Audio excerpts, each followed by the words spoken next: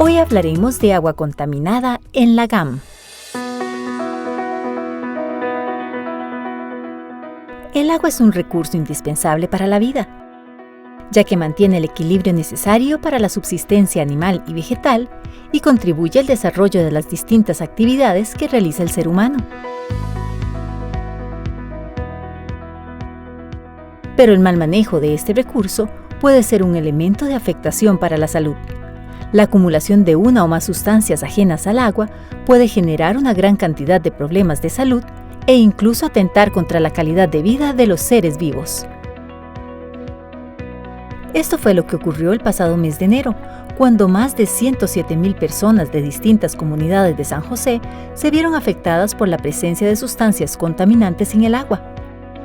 Para ampliar más sobre este tema, nos acompaña el doctor Roberto Urcullo Solórzano, coordinador del Laboratorio de Hidrocarburos del Centro de Investigación en Electroquímica y Energía Química, CELEC, de la Universidad de Costa Rica.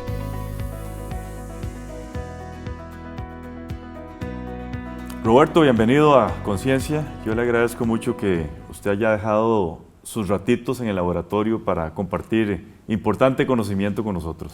No, agradecerte a vos por la invitación, sin duda alguna. Es muy bonito poder compartir y contar un poco lo que hacemos. Y sobre todo con todo lo que ha pasado con respecto a aguas en los últimos días. Empezamos hablando del CELEC. Usted es un investigador del CELEC. ¿Qué es el CELEC? ¿Cuándo se fundó? Toda esa parte histórica a mí me interesa mucho, Roberto. Sí, no solo soy parte del CELEC, creo que soy un admirador del fundador del CELEC, don Orlando Bravo.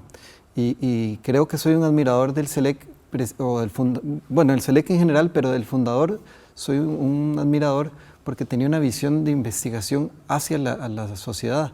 Era un excelente investigador, don Orlando Bravo. Él estuvo en muchos proyectos de investigación, un excelente electroquímico, una formación muy académica. Bueno, fue profesor de un montón de personas, pero también tenía esa idea de poner esa investigación al servicio de las personas, y esa fue la idea con la que nació el CELEC, ¿verdad? Y por eso creo que soy no solo un admirador de él, sino de la idea del CELEC, que es un poco hacer investigación básica, pero ponerla al servicio de las personas. La sociedad y a la sociedad costarricense. Sin duda, y eso hace que vayamos en concordancia con los pilares de la universidad. ¿Cuándo fue fundado el CELEC? Eso fue en los años 80, no recuerdo la fecha exacta ahorita, pero... Y los objetivos, bueno, ya más o menos usted los estableció. Propiamente, esa visión que tuvo don Orlando, ¿verdad? Se transformaron objetivos en aquella época, han sido mantenidos, han sido transformados, coméntenos. Sí, sin duda el CELEC ha ido trabajando un poco al servicio de la sociedad. Ahí vendemos el servicio a la ARECEP, ¿verdad? De los análisis de combustibles. Ahora, inclusive con la nueva resolución que hizo la ARECEP, también se vende el servicio directamente a las gasolineras. ¿Ustedes hacen el control de la gasolina, del diésel? ¿Súper regular? En la resolución específica esta que le mencionaba, sí, nosotros hacemos el control de las gasolinas súper regular y diésel. También hacemos los controles de GLP, del gas que se utiliza para los vehículos, correcto. Y tenemos abiertos un montón de cosas. Últimamente hemos estado trabajando, y realmente me gustaría comentárselo, hemos trabajado también en diversificar esa parte de idea, que vuelve un poco a la idea que tenía don Orlando Bravo, ¿verdad? De nunca quedarse ahí, sino seguir al servicio de la sociedad. Nosotros hacemos análisis de combustibles, pero al ir cambiando la sociedad, también tenemos que ir cambiando el centro, y hemos empezado a trabajar también un poco con hidrógeno verde. Hay una de las personas que hizo su doctorado en hidrógeno verde y ha ido trabajando, y sin duda alguna hemos sido parte de la hoja de ruta que se hizo junto con el Ministerio de Salud y con la Alianza Francesa para el Desarrollo y con el MINAE. Hicimos una hoja de ruta en cómo debemos continuar para poder implementar la electromovilidad en Costa Rica. Entonces, sí, no me gustaría como que se nos encasille solo en hidrocarburos, sino, como le decía antes, intentar tener un centro al servicio de la población. Y además cumplen con los 3 ejes esenciales de la Universidad de Costa Rica: investigación, correcto, docencia y acción social. Correcto. Están muy activos en la parte de acción social ustedes. Estamos activos en la parte de formación. Inclusive recuerdo no hace muchos años que fuimos parte de un proyecto muy bonito que se llamaba Fútbol por la Vida, que era intentar llegar a las localidades, digamos, con más baja accesibilidad, Y la idea era que en este Fútbol por la Vida existían muchos futbolistas que llegaban, motivaban a los muchachos, pero al final hicimos una cosa que se llamó Ciencia por la Vida, que fue un día de ciencia en donde trajimos a las personas, les hicimos laboratorios, les enseñamos lo que era la ciencia, los llevamos al planetario, les dimos un camino por la universidad y realmente fue muy bonito saber que hace no muchos días me topé de hecho a la persona que organizaba esto y me decía, hay muchos muchachos que todavía dicen quiero ser científico. Entonces sí, hacemos también esa parte. Importantísimo. 20 servicio.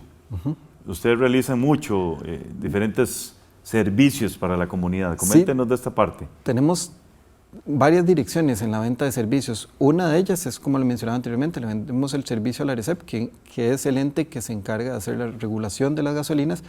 A partir de la apertura, con la resolución que salió en el 2021, también les vendemos el servicio a las gasolineras de control, pero también vendemos otro tipo de servicios, en general servicios de electroquímica, hemos tenido servicios de polímeros con empresas farmacéuticas.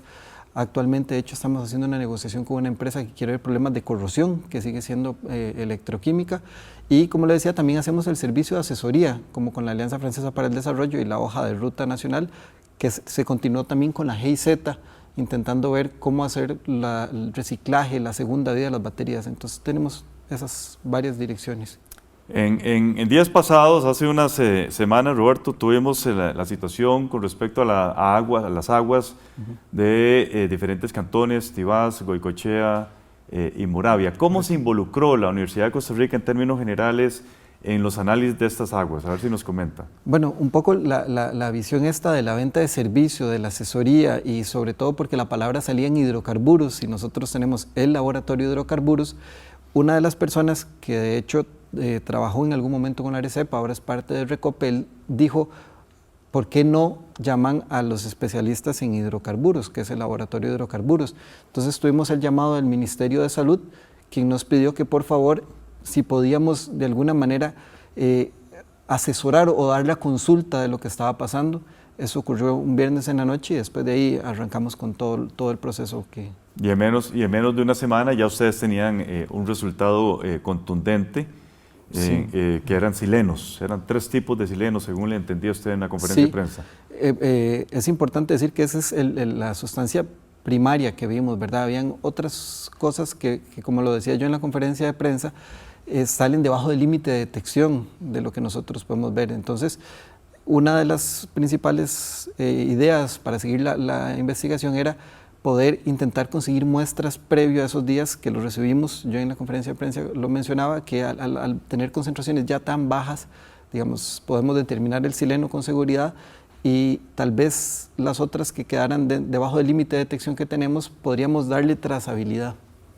Excelente. Vamos a hacer una primera pausa, ya regresamos con todos y todas ustedes.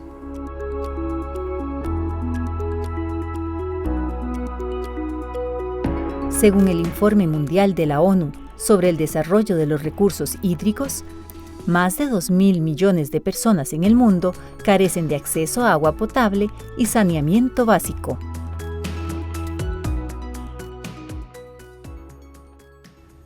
Muchas gracias por continuar con nosotros. Estamos conversando con el doctor Roberto Urcullo Solórzano, quien es el coordinador del Laboratorio de Hidrocarburos del Centro de Investigación en Electroquímica y Energía Química, conocido como CELEC, de la Universidad de Costa Rica. Roberto, usted nos decía que ustedes recibieron una llamada del Ministerio de Salud para que se involucraran. ¿Cómo se integran los otros 3 centros de investigación de la Universidad de Costa Rica? Sí, cronológicamente lo que pasó fue que ellos nos contactaron un viernes a finales de la tarde, entonces nosotros recibimos las muestras y el sábado empezamos a hacer los primeros análisis. Nosotros vimos que había realmente una contaminación que era no igual a lo que debería ser un agua potable y entonces empezamos a darles algunas guías de qué podríamos estar viendo. Recuerdo que ese sábado, de hecho en la noche, nos reunimos junto con Recope, la AIA, el Ministerio de Salud, y yo creo que eso fue una de las principales cosas que hicimos, que fue establecer una ruta de muestreo, porque si seguíamos muestrando diferentes puntos, no íbamos a tener una sistematización de hacia dónde podía ir la contaminación, y eso fue uno de los principales, digamos, hallazgos que encontramos rápidamente, que era si podemos muestrear previo al plantel, después del plantel, y ambas muestras están contaminadas, entonces no es algo que está saliendo del plantel, sino que tiene que ser previo al plantel. Y así continuamos hasta arriba, ¿verdad? ¿Cómo se unen los demás centros? El domingo nosotros empezamos a hacer las mediciones, como le mencionaba anteriormente, las concentraciones eran muy bajitas, entonces necesitábamos equipos que tuvieran mucho mejor resolución y especialistas en muchas áreas, porque todavía no sabemos de qué hidrocarburo estábamos hablando. Entonces intentamos el SICA por su experiencia en plaguicidas, su experiencia en toma de muestras de agua, intentamos el CIPRONA, que es especialista en productos naturales y en sistemas orgánicos, y el CICIMA, que es especialista en materiales y que tiene muchas técnicas espectroscópicas, cromatográficas, etcétera, etcétera, o de fluorescencia, en el caso del CICIMA. Y con esto entonces podemos abarcar muchas fuentes diferentes, digamos, de contaminación en muy poco tiempo. Entonces el lunes empezamos nosotros a distribuir las muestras, les dijimos que más o menos sospechábamos por dónde andaban las contaminaciones para que ellos pudieran corroborarlo. Y la palabra importante era dar confiabilidad de lo que estábamos diciendo, porque si nosotros hablábamos de sospechas podemos un poco confundir a la gente. Ustedes participaron en muestreos posterior a las iniciales que recibieron el viernes. Eso fue parte, como le decía, de lo más importante de la estrategia, cambiar un poco, y de hecho ahí con ayuda de la experiencia del SICA y de don Mario Macís, principalmente nosotros dijimos, déjennos muestrear con nuestros equipos que vayan pensados para hacer las mediciones que queremos hacer. Entonces sí, a partir del domingo el SICA entró a hacer los muestreos ya con botellas de vidrio, que fue uno de los principales cambios. El plástico, como usted sabe, tiene cadenas hidrocarbonadas, ¿verdad? Entonces, si estamos detectando hidrocarburos y lo estamos tomando con plástico, podemos tener algún tipo de contaminación cruzada. Entonces, empezar con botellas de vidrio, llenarlas hasta el final para evitar que se nos escaparan los volátiles, los compuestos volátiles, refrigerar las muestras, tener una cadena de custodia desde el inicio que estuviera marchamado y que supiéramos de dónde venía. ¿Cómo definimos qué es un hidrocarburo? Bueno, la definición, digamos, teórica de qué es un hidrocarburo es una cadena que tenga carbono e hidrógeno. Dentro de estas cadenas hay naftalenos, hay otros tipos de compuestos, las gasolinas. Ahora, ese límite, de hecho, alguna persona me decía que yo ponía de ejemplo el alcohol cuando hablaba en las conferencias de prensa. La idea del alcohol era un poco dar esa idea de qué compuestos orgánicos. Lo que pasa es que orgánicos es desde el punto de vista como nosotros vemos en química. Si yo hablaba de compuestos orgánicos, pues en la población orgánico es aquello que no tiene químicos, más bien es. Entonces, bueno, lo que quiero decir con esto es que es una definición muy química, ¿verdad?, de qué es carbono y hidrógeno, pero en términos generales para la población son naftalenos, gasolinas y este tipo de compuestos que tienen cadenas largas de carbono e hidrógeno. Ustedes determinaron, que fue el motivo de una conferencia de prensa, que se trataba de silenos. Correcto. En plural, tres tipos, tres variedades. ¿Cómo le llaman ustedes a esto? ¿Y qué es un sileno? Un sileno es un benceno que tiene 2 metilaciones, y esa es por lo que puede variar, porque desde el punto de vista químico, digamos, el benceno se puede modificar en 3 puntos diferentes. Entonces, si los metilos están uno a la par del otro, o si están en posición uno con uno intermedio y el otro, o si están opuestos, tienen diferentes nombres, que se llamarían para si está acá, orto si está en una posición uno adyacente, con uno intermedio, o meta si están a la par. Y eso cambia sus propiedades químicas, o puede cambiar sus propiedades químicas. ¿Y en qué se usa el sileno? A ver si nos explica en términos generales. El sileno, hoy oía a un periodista que hacía una frase coloquial que decía: el sileno puede aparecer desde los zapatos que tengo hasta los plásticos que consumo. El sileno es un disolvente muy ampliamente utilizado. Creo que la mejor manera, o donde nosotros más lo vemos, es en el CINER. El CINER usa sileno como mezclas, pero se usa en general como disolvente en muchas industrias. Incluso la de cuero. Incluso la de cuero. Para curtir cuero y todo ese tipo de sí, cosas. Inclusive dentro de esa discusión que se tenía de si es un precursor o no es un precursor, si salió un precursor, en realidad el sileno es tan buen disolvente que puede ser usado como disolvente inclusive para sustancias ilegales, ¿verdad? Es un muy buen disolvente. Si no tenemos agua, si no podemos usar el agua como disolvente, el sileno es un muy buen candidato, y por eso todas esas aplicaciones. Ya. ¿Nocivo para la salud?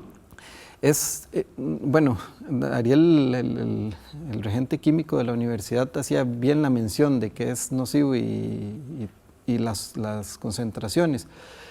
El sileno en las concentraciones por debajo, o las concentraciones en las que nosotros veíamos, lo que puede producir son algún tipo de diarrea, algún tipo de mareo, vómitos, como bien lo mencionaba el regente químico de la universidad, pero a largos plazos no tiene ninguna afectación.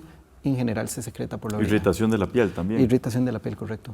O sea, se puede tomar y no hay un efecto inmediato que pueda ser percibido por ingesta del sileno. La respuesta a esa pregunta, ahí es donde uso el ejemplo del isopropanol. Hice la declaración antes porque varias veces he oído colegas que me dicen que tengo que especificarlo, pero a mí me gusta la analogía con el alcohol porque nos hace entender un poco el efecto de la concentración. Si yo consumo 2 tragos de whisky o de cerveza o de vino, probablemente a mi cuerpo no le pase nada.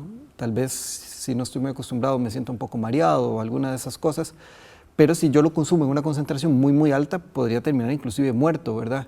Lo mismo pasa con el sileno. La concentración permitida en aguas máxima es de 500 partes por billón. Eso significa microgramos por litros. O a veces, para uno saber qué es una parte por billón, la mejor manera de verlo es si hubiéramos 500 personas en 1 billón de personas. Eso es más o menos las concentraciones de sileno que se permiten en el agua. Cuando nosotros hicimos los muestreos, ya esas concentraciones estaban por debajo de ese límite. Es muy volátil, dijeron ustedes. Es volátil, correcto. Por eso la importancia de los muestreos, que usted dijo que tenían que estar esas botellas de vidrio completamente llenas. Correcto. Además, los tiempos que podrían estar en un acuífero es de 1 a 6 días. Eso varía un poco con las condiciones, si la tubería cerrada, si había tierra o alguna de estas cosas. Sin embargo, le habla de un poco de la concentración tan baja que nosotros encontramos. De acuerdo. Hacemos una segunda pausa, ya regresamos.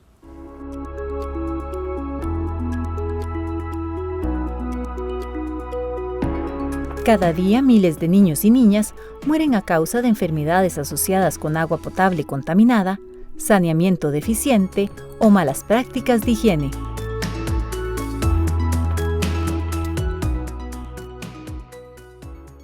Gracias por continuar con nosotros. Estamos hablando con el doctor Roberto Urcullu, particularmente sobre los análisis que hizo la Universidad de Costa Rica en las aguas de Tibás, Moravia y Goicoechea. Roberto, esa coordinación con acueductos y alcantarillados, el Ministerio de Salud, quisiera que haga una referencia breve al respecto. Sí, yo, previo a que la universidad se incorporara, digamos, yo lo desconozco, que creo que ha sido el punto más álgido entre ambas instituciones. Lo que sí puedo decir es que ese sábado, cuando nos coordinó el Ministerio de Salud, fue una reunión bastante cordial entre el Ministerio de Salud, el AIA, Recope y la universidad. Fue muy cooperativa, para serle sincero. De hecho, Recope aportó las partes para la limpieza del agua, el AIA estuvo muy abierta a que nosotros tomáramos las muestras como nosotros queríamos. Y bueno, creo que la coordinación fue tan buena que en poco tiempo pudimos nosotros como Universidad de Costa Rica tener los análisis listos. O sea, fue muy acertado que el Ministerio de Salud acudiera a la Universidad de Costa Rica. Sí, sin duda, yo sí lo creo. Importante eso de destacarlo. ¿Se pudo determinar el foco exacto de contaminación, ese punto donde supuestamente alguien vino y depositó sileno? Es muy complejo determinarlo, porque yo lo que le puedo decir es que si hay alguna contaminación que se da en un momento y no es un continuo, entonces si usted nos contacta y nos dice en menos tiempo, digamos el menor tiempo posible, es mucho más fácil darle la trazabilidad, porque entonces uno puede hacer las determinaciones, ir paralelo haciendo las cualificaciones, pero podemos ir haciendo las determinaciones río arriba hasta encontrar un no detectable. Al pasar tantos días, las concentraciones más altas más bien están en el río abajo, digamos, más bien en el acueducto. Entonces es muy difícil poder dar con certeza cuáles son esos puntos, al menos que se tuviera algún tipo de cámara o algún tipo de sistema que pudiera darle esa trazabilidad. Se presentó una denuncia al Ministerio Público, se va a hacer la investigación que yo creo que procede, ¿Se podría determinar algo más de lo que sabemos en este momento? Yo creo que ahí son ellos las autoridades pertinentes para poder decirlo. Yo lo que he escuchado es lo mismo que usted me comentaba, lo he visto en los periódicos, y cómo hagan ellos ese trabajo, digamos, no lo conozco, digamos, no es mi área de experticia. Estando nosotros atendiendo la situación de esos 3 cantones, surgió la de Turrialba. Correcto. Donde los vecinos hacían una denuncia de que también olía a gasolina particularmente. ¿Están o participaron ustedes de los muestreos en Turrialba? A ver si nos comenta cuál fue el quehacer, digamos, de los 4 centros de investigación con respecto a las muestras de Turrialba. Sí, nuevamente nos contactaron, ¿verdad? Empezamos a hacer los muestreos, bueno, el lunes fue que se empezaron a hacer los muestreos, si yo mal no recuerdo, con el SICA, y estamos en ese periodo de caracterización nuevamente de lo que sea que está presente en las aguas. Lo hemos dicho, cueste lo que cueste, la Universidad de Costa Rica va a apoyar siempre a la sociedad costarricense en aguas y en cualquier otro tema. A ver si comentamos al respecto. Sí. La importancia de que sea 4 centros de investigación de la Universidad de Costa Rica participando en un problema tan complejo de salud pública. Yo quisiera entonces en este caso decirle, podría concluir con lo que inicié. Yo sinceramente admiro mucho al fundador del CELEC porque él decía que la universidad tiene que estar al servicio de la población y precisamente eso fue su guía principal a la hora de hacer el CELEC. Él, desde el inicio, él fue parte de cuando hicieron las represas, pensaba que la electroquímica y la química, la ciencia en general, y fue uno de los principales partidarios porque la universidad fuera a la comunidad a ver sus necesidades. Entonces, sin duda yo estoy de acuerdo con usted, como le decía, admiro mucho esa vocación de ir de la universidad al servicio del pueblo. Y creo que sí, que es fundamental, sin lugar a dudas. Además creo, y si me permite, ahí le robo, disculpe el más tiempo en la respuesta, creo que el poder unir centros de investigación es algo que se hizo muy bien, porque al tratar a veces feudos no vemos un panorama muy grande. Existe este teorema del elefante, no sé si usted lo ha escuchado, que tenían los indios, que dice que depende por dónde yo toque el elefante, podría decir que el animal es un animal con trompa grande, pero otros podrían decir, no, es peludo, porque yo solo estoy viendo la parte de atrás o solo estoy viendo la de adelante. Pero si nos unimos todos a ver el elefante, entonces podríamos decir, sí, es un animal peludo, que tiene una trompa, que tiene orejas, que tiene patas gruesas, que son arrugadas, etcétera, etcétera, y podemos ver mejor todo ese panorama. Y aquí incluyo la coordinación que usted resaltó con la institucionalidad pública. En este caso particular, Acueducto y Alcantarillados y Ministerio de Salud, pero puede ser mañana Compañía Nacional de Fuerza y Luz, el ICE y muchas otras, la misma caja. Sí, sin duda. Además, también agradecerle a las autoridades universitarias, ¿verdad? Que creo que están quedando un poco por fuera, porque el día sábado, que cuando yo empecé con lo de los análisis, contacté a la vicerrectora de investigación y ella me dijo, cuente con lo que necesita. Y a partir de ese punto me olvidé de la parte administrativa, de que se había que pedir personas que abrieran portones, que se había que tener... Creo que la vicerrectora, bueno, usted en su posición de rector, pero también los directores de los centros nos dieron la carta verde para utilizar los recursos de la universidad, los tiempos de los investigadores, los equipos y todo, y fue muy fácil, digamos, la parte organizativa, y creo que eso es de resaltar. Si antes resalté la comunicación que tuvimos ese sábado, también quiero resaltar el trabajo de las autoridades universitarias. Resalto su comentario con respecto al fundador del CELEC, al señor Bravo. Esa es la Universidad de Costa Rica y esa es la universidad pública que requiere nuestro país, completamente al servicio de la sociedad costarricense. Sin duda, sin duda. Creo que eso marca una diferencia entre nosotros y muchos otros países, ¿verdad? Roberto, nos queda un minuto. ¿Esto se puede repetir en cualquier momento, en cualquier río? ¿Alguien lo puede encontrar gracioso?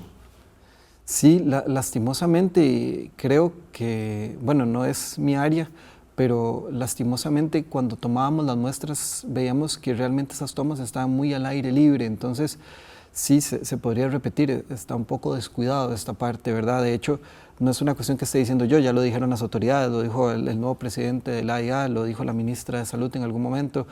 Está un poco descuidado esta parte, y al estar un poco descuidado, al estar abierto, sin duda alguna somos susceptibles a que ocurra en futuras ocasiones. Lamentablemente. Muchísimas gracias. Muchas gracias a los 4 centros de investigación que han estado a tiempo completo atendiendo esta crisis de salud pública en nuestro país. Y a usted las gracias por la invitación. Gracias a todas y todos ustedes. Continúen con la programación de Canal 15 UCR, no sin antes ver nuestra sección Conceptos. Hola, nos encontramos de nuevo en este segmento que hemos llamado Conceptos. Soy Catalina Lao y voy a definir lo que dijo nuestro invitado aquí. Al tener concentraciones ya tan bajas, digamos, podemos determinar el sileno con seguridad y tal vez las otras. El sileno es un líquido incoloro y de olor dulce que se inflama fácilmente.